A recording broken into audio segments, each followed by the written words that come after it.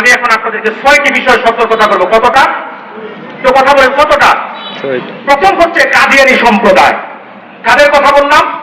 কাদিয়ানী সম্প্রদায়। কাদিয়ানীরা শেষ চর্চার কুখ্যাত কাফের। কাদিয়ানীদেরকে যে কাফের বলবে না, সেও কাফের। কথা বলে না। মনে রাখবেন, কাদিয়ানীরা হচ্ছে ইসলামের শত্রু, মুসলমানের শত্রু। কাদিয়ানীরা অন্যান্য ধর্মাবলম্বীদের মতো বাংলাদেশে বসবাস করুক, আমাদের কোনো মাথা ব্যথা নাই, কিন্তু কাদিয়ানীরা মুসলমান পরিচয়ে বসবাস করতে পারবে না। এটা আমাদের সকলের ইমানি দাবি, ঠিক কিনা বলেন? এই হচ্ছে একটা সম্প্রদায়। দ্বিতীয়ত আরেকটা সম্প্রদায়ের ব্যাপারে বাংলাদেশের মানুষকে আমি সতর্ক করি, সেটি হচ্ছে খ্রিস্টান মিশনারি। কি নাম বললাম? খ্রিস্টান মিশনারি, যারা ঈসাই তরিকাভুক্ত মুসলমান নাম দিয়ে মানুষদেরকে খ্রিস্টান বানায়া দিচ্ছে। সাবধান, আপনাদের সুনামগঞ্জে অলরেডি কয়েকটা পরিবারকে তারা খ্রিস্টান বানায়া দিচ্ছে। কুষ্টিয়া, শান্তিগঙ্গা, চট্টগ্রামের পাহাড়ি অঞ্চল, বাংলাদেশের এইরকম হাজার হাজার পরিবারকে খ্রিস্টানরা গরু, ছাগল, বাড়ি ঘর করে দিয়ে দান করে বিভিন্ন টাকা পয়সা খ্রিস্টান বানায়া দিচ্ছে। নাউজুবিল্লাহ বলবেন না? এদের ব্যাপারে সজাগ থাকবেন, সতর্ক থাকবেন। তৃতীয়ত আরেকটা সম্প্রদায়ের ব্যাপারে আপনাদেরকে আমি সতর্ক করছি, সেটি হচ্ছে হিজবুত তাওহীদ। কি নাম বললাম?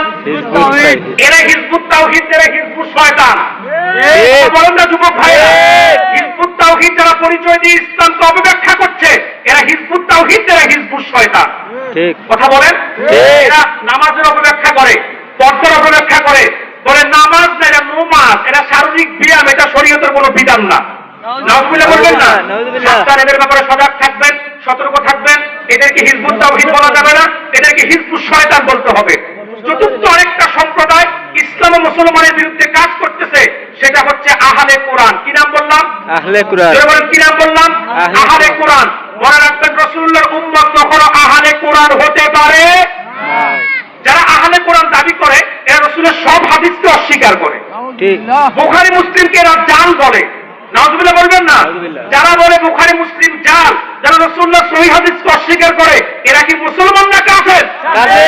সাবধান, এই ফিতনা গত কয়েক বছর আগে কুষ্টিয়া থেকে বের হয়েছে। এই ফিতনার সাথে সম্পৃক্ত হওয়া যাবে না।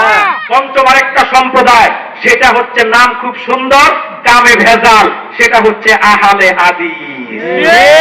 আমার অনেক যুবক ভাইরা আহলে হাদিসের বিরুদ্ধে কথা বললে আমার উপর রাগ করে যে হুজুর, আহলে হাদিসের সাথে আপনারা তো বিদ্বেষ কেন? তারা তো সহিহ হাদিসের কথা বলে, তারা তো সুন্দর সুন্দর কথা বলে। ভাই, তাদের আকীদা খুব খারাপ, আমল খুব খারাপ। তারা সহিহ হাদিসের দোহাই দিয়ে 100টা কথার মধ্যে 90টা ভালো কথা বলে, আর 10টা ভেজাল লাগাইয়া মধুর সাথে বিষ মিশাইয়া আপনার ঈমান আকীদাকে শেষ করে দিচ্ছে। কথা বলেন কি ঠিক না? সাবধান, তাদের ব্যাপারে সজাগ থাকবেন। তাদের মধ্যে কট্টরপন্থী যারা, তাদেরকে আমরা মুসলমান বলি না। আহলে হাদিসের মধ্যে কট্টরপন্থী যারা, তাদের আকীদা কত খারাপ জানেন? তারা বলে রাসূলুল্লাহর পিতামাতা জাহান্নামী। তারা বলে রাসূলুল্লাহ আমাদের মতো সাধারণ মানুষ। গত কয়েকদিন আগে এক ভণ্ড বক্তা বলতেছে যে রাসূল নাকি আবু জাহেলের মতো মানুষ। বললেন পেন্টিকোস্টের ভাইরা, নাউজুবিল্লাহ। এই কথা তো মুসলমানের হৃদয়ে রক্তের ক্ষরণ সৃষ্টি করে। আমার রাসূল কি আবু জাহেলের মতো মানুষ? তারা বলে রাসূলের মুখে দুর্গন্ধ ছিল, এই জন্য জিবরিল রাসূলকে মেসওয়াক করার কথা বলছে।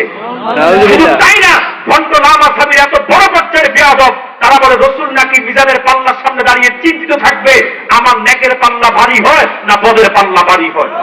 নাউজুবিল্লাহ বলবেন না? এই কট্টরপন্থী লামাসাবি যারা আছে, এদেরকে আমরা মুসলমান বলি না।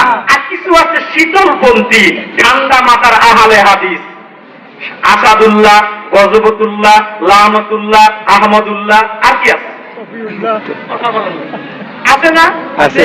এই আসাদুল্লাহ, গজবতুল্লাহ, লামতুল্লাহ যারা ঠান্ডা মাথার আহলে হাদিস, এরা আকীদার বিষয়ে কঠিন কথা বলে পাবলিকের সেন্টিমেন্ট এর বাইরে যায় না। পাবলিকের পালস এরা বোঝে, এরা সুন্দর সুন্দর কথা বলে। আমলের ক্ষেত্রে তারা হাত দিচ্ছে, বলে তারা তো 20 রাকাত না 8 রাকাত। কথা বলে না? বলে 1 রাকাত। কথা বলে না? নফল ইবাদতের প্রতি অনুৎসাহিত করে মানুষদেরকে। শুধু তাই না, লাইলাতুল বরাতের রাতে আপনার নফল ইবাদতের রাতে মসজিদে তালা মারতে বলে। কথা বলেন না কেন আপনারা? এরপরে মানুষদেরকে আমল থেকে দূরে সরানোর জন্য কলা কৌশলে তারা কাজ করে। বলে নামাজের পরে দোয়ার দরকার নাই, এরপরে মিলাদ, দুরুদ, সালাম এগুলোর দরকার নাই। দুরুদ শুধু একটা, দুরুদ ইব্রাহিম। দুরুদ ইব্রাহিম ছাড়া আর কোনো দুরুদ নাই। নাউজুবিল্লাহ বলবেন না? এরপরে এদের কাজই হচ্ছে আমল থেকে উম্মাহকে দূরে সরানো। তাহলে এই ঠান্ডা মাথা যারা আছে, আমরা এদেরকে কাফের বলি না, তবে আমরা এদেরকে আমার ভাবিদেরকে আমরা কি বলি? কাফের বলি। তবে মনে রাখবেন একটা কথা, পাকিস্তানের জাস্টিস তাকরুসমানি সাহেব একটা কথা বলেছিল, মাযহাব ত্যাগ মানে, তার একটা বই আছে, মাযহাব ত্যাগ মানে ইসলাম ত্যাগ। এই কথাটা যখন আমি শুনেছি তখন এটা আমার ব্রেনে ধরে নাই যে মাযহাব ত্যাগ মানে ইসলাম ত্যাগ কিভাবে হয়। কিন্তু আমি চূড়ান্ত পর্যায়ে বইটা পড়ে দেখেছি, তিনি যে যুক্তিগুলো তুলে ধরেছে আর বাস্তবতার সাথে যখন আমি মিলেও দেখেছি, বাস্তবতা আসলে তাই, যারা মাযহাব ত্যাগ করতেছে তারা ইসলামী ত্যাগ করতেছে। আজকে পেঞ্চুগঞ্জের ভাইদেরকে একটা কথা বলে যাব, আমাদের পরিচয় কি আহলে হাদিস হবে না আহলে সুন্নাত হবে? দুই হাত তুলে বলেন, আমাদের পরিচয় কি আহলে হাদিস হবে না আহলে সুন্নাত হবে? আল্লামা সাহেব কাবলা ফুলতুলি আমাদেরকে আহলে সুন্নাত হওয়া শিখিয়েছেন না আহলে হাদিস?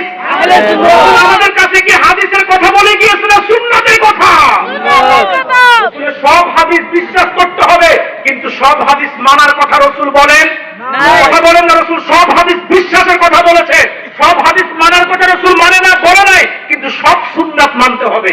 এই জন্য আমরা আহলে সুন্নাত, আর আহলে সুন্নাতের পথই হচ্ছে সাহাবায়ে কেরামের পথ, আহলে সুন্নাতের পথই হচ্ছে তাবিঈনের পথ, এটাই হচ্ছে তাবে তাবিঈনের পথ, এটাই হচ্ছে সালফে সালিহিনের পথ, এটাই হচ্ছে আউলিয়া কেরামের পথ, এটাই হচ্ছে সিরাতুল মুস্তাকিম।